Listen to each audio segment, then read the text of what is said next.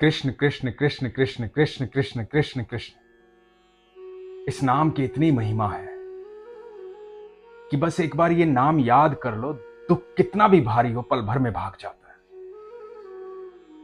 आज जो प्रसंग आपको सुनाने जा रहा हूं, ये प्रसंग आंखें बंद करके सुनिएगा। बड़ा ही अद्भुत प्रसंग है।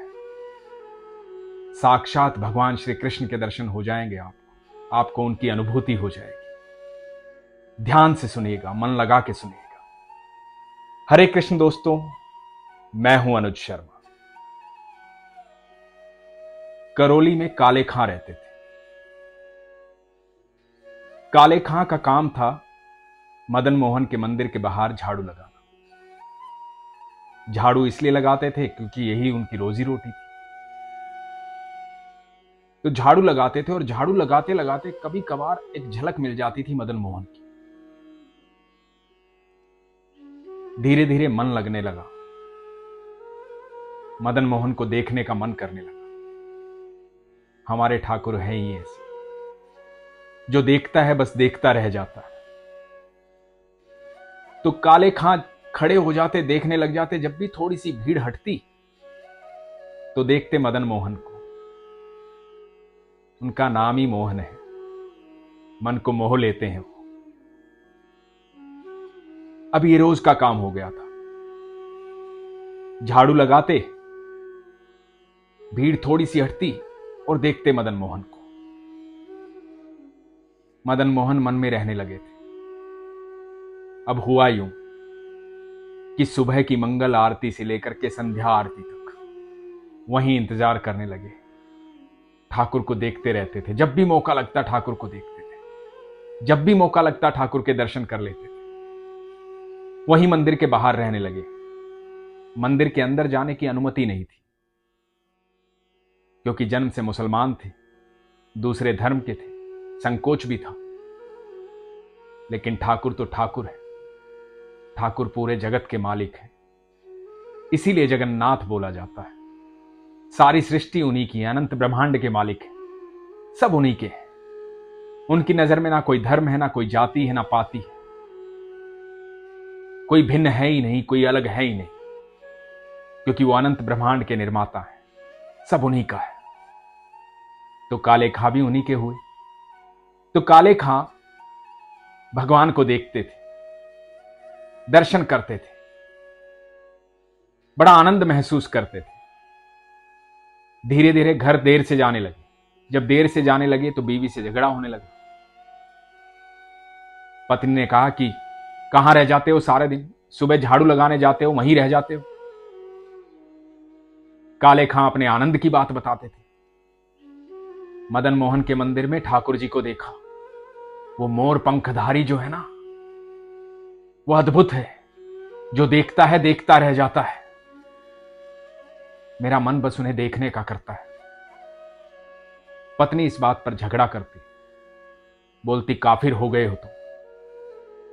धीरे धीरे बात उनके समाज में फैलने लगी। उनके रिश्तेदारों को भी पता लगने लगा।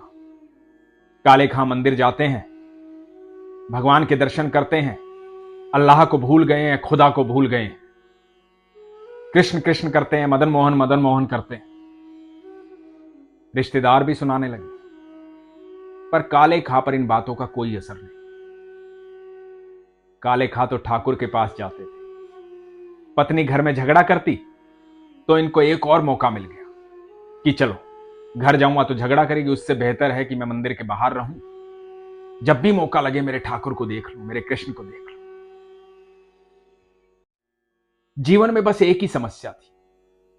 समस्या ये थी कि काले खां की कोई संतान नहीं थी। तो पत्नी कहती कि अब संतान होगी भी नहीं, तुम तो काफिर हो गए हो, हिंदुओं के मंदिर में जाते हो, अल्लाह को भूल गए हो, हमारे ईश्वर को भूल गए हो। कहां से होगी संतान, कहां से मिलेगा सुख? अब कोई सुख नहीं मिलेगा। काले खां मुस्कुरा दिए, बोले कोई बात नहीं, अब जो देगा मेरा मदन मोहन देगा, जो देगा मेरा ठाकुर देगा। इस दुनिया में जो कुछ भी होता है बस उसकी इच्छा से होता है। उसकी इच्छा होगी तो संतान भी हो जाएगी। और काले खां अगले दिन जब दर्शन कर रहे थे मदन मोहन के, जैसे ही भीड़ हटी, ठाकुर जी को देखा और ठाकुर जी को बोले, हे मदन मोहन, मेरे घर में झगड़ा होता है कि मेरी संतान नहीं। झगड़ा इस बात पर भी होता है कि मैं तुम्हारे पास चला आता हूं, जब घर जाता हूं तो कलह होता है, शांति नहीं बैठते ये लोग, शिकायत करते रहते हैं कि मैं हिंदू हो गया हूं, काफिर हो गया हूं। तेरे पास आता हूं मेरे लिए ना सही, लेकिन घर में शांति के लिए, इनकी इच्छा के लिए एक संतान दे दे। काले खां ने ठाकुर जी से एक संतान मांगी। कहा कि परिवार वाले शांत हो जाएंगे, रिश्तेदार मुझे सुनाएंगे नहीं, इसलिए एक संतान दे दे।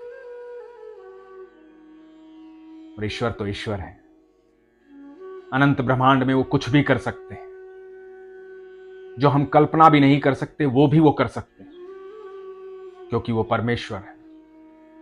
1 महीने बाद काले खां की पत्नी प्रेग्नेंट हुई। अब काले खां ने कहा कि देखा, मैंने कहा था ना, मेरे मदन मोहन की जो इच्छा होगी वही होगा। तो रिश्तेदार कहने लगे कि ऐसा कुछ नहीं है, यह अल्लाह की देन है, ऊपर वाले की देन है, तुम्हारे मदन मोहन ने कुछ नहीं किया है।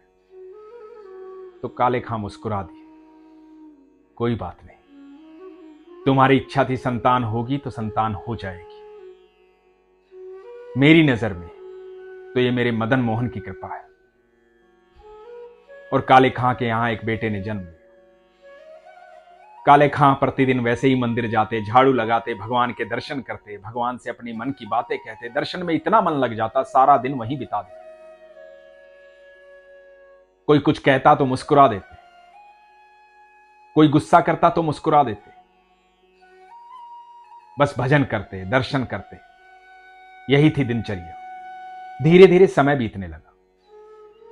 बेटा 8 साल का हो गया। बेटे के भीतर वही संस्कार थे काले खां वाले। वो भी जन्माष्टमी मनाता, दही हांडी करता, भगवान कृष्ण के भजन करता, मदन मोहन के दर्शन करता, भगवान को जानता था। और काले खां ये जानते थे कि ये और कोई नहीं, ये मेरे मदन मोहन की कृपा है, ये मेरा मोहन ही है। काले खां मदन मोहन का आशीर्वाद उसे मानते थे। एक दिन हुआ यूं, जब बेटा 8 साल का हुआ तो अपने मित्रों के साथ नदी पर खेलने गया और वहां एक सांप ने उसे डस लिया। काले खां उस समय ठाकुर जी के दर्शन कर रहे थे, भगवान से बातें कर रहे थे। पत्नी को पता लगा, पत्नी चिल्लाती हुई मंदिर पहुंची। भगवान की श्रृंगार आरती चल रही थी। काले खां भगवान को देख रहे थे। पत्नी ने चिल्लाते चिल्लाते कहा कि बेटे को सांप ने डस लिया है, चलो यहां से, क्या कर रहे हो यहां, चलो यहां से। लेकिन काले खां ने ध्यान ही नहीं दिया। काले खां की आंखें तो सिर्फ मदन मोहन को देख रही थी। जब आप ठाकुर जी को देखते हैं तो देखते रह जाते हैं, बाकी कुछ दिखाई नहीं देता है। ये पूरा संसार दिखाई नहीं देता है। जो ठाकुर को देख लेता है उसे कुछ देखने की आवश्यकता भी नहीं होती है। काले खां भी कुछ नहीं देख रहे थे, बस ठाकुर को देख रहे थे, मदन मोहन को देख रहे थे। पत्नी बहुत गुस्सा हुई, गुस्से में बोली कि यदि मेरे बेटे को कुछ हो गया ना तो तुम्हें भी देख लूंगी और तुम्हारे मदन मोहन को भी देख लूंगी, किसी को भी नहीं छोड़ूंगी। जल्दी से झाड़ फूक वाले को लेकर पहुंचो। और बड़बड़ाती हुई पत्नी चली गई। काले खां मदन मोहन को देखते हुए बोले कि मैं जानता हूं प्रभु, ये तेरी लीला है, सब कुछ तो तेरा दिया हुआ है, ये पुत्र भी तो तेरा दिया हुआ है, तेरी लीलाएं अद्भुत हैं। तू जानबूझकर मुझे कष्ट देता है। जब तू कष्ट देता है तो मैं तुझसे बातें करता हूं, और जब भी कष्ट आता है मुझे तो खुशी होती है, क्योंकि मुझे मौका मिलता है तुझसे बात करने। मैं अब भी जानता हूं कि तू सब सही कर देगा। ये कह के काले खां नदी पर पहुंचे। जब नदी पर पहुंचे तो पत्नी चिल्लाई कि झाड़ फूक वाला कहां है। काले खां को कहां ध्यान रहता था। वो तो जानते थे कि मेरा तो जो कुछ है मदन मोहन। बोले कि भूल गया। पत्नी ने कहा कि बुला कर लाओ। एक झाड़ फूक वाला आया। उसने देखा, बच्चे के शरीर को छुआ। बच्चे का पूरा शरीर नीला पड़ गया था। झाड़ फूक वाले ने कहा कि बच्चे में जान ही नहीं है, बच्चे की मृत्यु हो गई है। पत्नी जोर जोर से चिल्लाने लगी। काले खां एकदम शांत खड़े थे। जिसका ईश्वर पर भरोसा होता है, उसके जीवन में कितना भी बड़ा तूफान आए, उसकी शांति कोई भंग नहीं कर सकता, क्योंकि उसका विश्वास प्रगाढ़ होता है। और जब विश्वास प्रगाढ़ होता है तो कोई शंका नहीं होती है। इसलिए स्थिरता बनी रहती है, क्योंकि स्थिरता ईश्वर में होती है। पत्नी जोर से चिल्लाने लगी। बेटे के शरीर को उठाया, मदन मोहन के मंदिर की तरफ भागी। साथ सब गांव वाले। काले खां मंदिर की दहलीज पर ले जा करके बेटे को रख दिया और पत्नी चिल्लाई कि तूने दिया था ना इसे। ये काले हमेशा कहता है कि तूने दिया था इसे। मेरा बच्चा मर गया है, तो कुछ है तो जिंदा कर इसे। और यदि मेरा बेटा मुझे वापस नहीं मिला तो काले खां को भी मारूंगी और तुझे भी मारूंगी और खुद भी मर जाऊंगी तेरी दहलीज पर।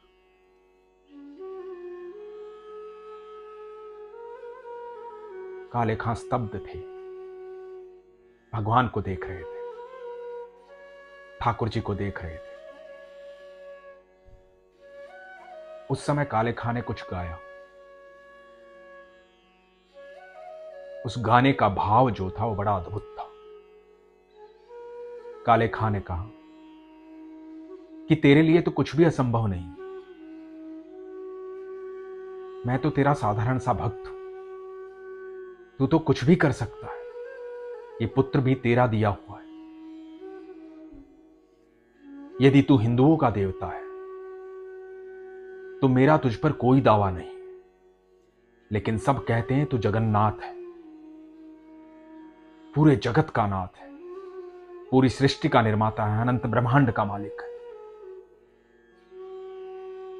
यदि तू जगन्नाथ है तो मेरी प्रार्थना सुन, मेरे बच्चे को जीवित कर। और ये कह के काले खां रोने लगे। काले खां की आंखों का अश्रु बेटे के शरीर पर गिरा। दहलीज पर लेटा हुआ बेटा, पूरा शरीर नीला पड़ा हुआ था। जैसे ही अश्रु शरीर पर गिरा, शरीर का रंग बदलने लगा। बच्चे की आंखें खुली, बच्चा उठा। काले खां की पत्नी खुशी से झूम उठी, मेरा बच्चा जीवित हो गया। काले खां ने देखा कि बच्चा जीवित हो गया। बच्चे ने आंखें खोली और आंखें खोलकर क्या बोलता है कि वो कहां गया, कहां गया वो। काले खां ने पूछा, कौन? अब्बा मेरे पास खड़ा था वो। सर पे मोर पंख था, मोटी मोटी आंखें थी, सांवले रंग का, यही खड़ा था मेरे पास। मेरे गले में हाथ डाले, मेरे सर पर स्पर्श किया, मेरे मुंह पर स्पर्श किया। यही खड़ा था, वो मेरा दोस्त है। कहां गया वो? अभी यही खड़ा था, कहां गया वो? सारी भीड़ स्तब्ध रह गई। काले खां तो जानते थे वो कोई और नहीं, मेरा मदन मोहन है, मेरा ठाकुर है, मेरा कृष्ण है। यही है भक्ति की शक्ति। कृष्ण कृष्ण कृष्ण कृष्ण कृष्ण कृष्ण कृष्ण कृष्ण। सिर्फ इतना सा बोलने से दुनिया की हर तकलीफ दूर हो जाती है, क्योंकि दुख की इतनी हिम्मत ही नहीं है कि वो ठाकुर के सामने खड़ा हो सके। और दोस्तों, जीवन में कभी भी दुख आए ना, कभी भी आए, कितना भी भारी दुख आए, तो बस एक काम करना, उस दुख को बोलना कि सुनो, आओ, मैं स्वागत करता हूं, चलो तुम्हें कृष्ण से मिलवाता हूं। और एक बार कृष्ण बोलना, इतने मन से बोलना, बिना शंका के बोलना, इतने विश्वास से बोलना जितने विश्वास से काले खाने बोलना। आप देखना,